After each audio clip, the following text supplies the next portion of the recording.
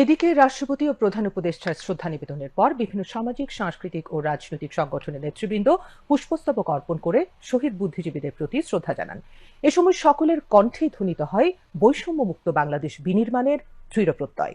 আর আইন উপদেষ্টা ডক্টর আসিফ নজরুল জানালেন, বৈষম্যহীন নতুন বাংলাদেশ গঠনের কাজ এগিয়ে চলছে। মাহফুজুর রহমানের প্রতিবেদন। সকালের সূর্য ওঠার সাথে সাথেই শীতকে উপেক্ষা করে হাজারো মানুষের ঢল নামে মিরপুরের শহীদ বুদ্ধিজীবী স্মৃতিসৌধে। ৭১-এর মহান মুক্তিযুদ্ধের বীর সন্তানদের সম্মান জানাতেই সর্বস্তরের জনতার ঢল। সকালে রাষ্ট্রপতি ও প্রধান উপদেষ্টার শ্রদ্ধা নিবেদন শেষে শহীদ বুদ্ধিজীবীদের প্রতি পুষ্পস্তবক অর্পণ করে শ্রদ্ধা জানান প্রধান বিচারপতি ও অন্যান্য বিচারপতিগণ। পরে মুক্তিযুদ্ধ বিষয়ক উপদেষ্টা যুদ্ধাহত মুক্তিযোদ্ধা ও মুক্তিযোদ্ধা পরিবারের সদস্যদের সঙ্গে নিয়ে শহীদদের প্রতি শ্রদ্ধা নিবেদন করেন।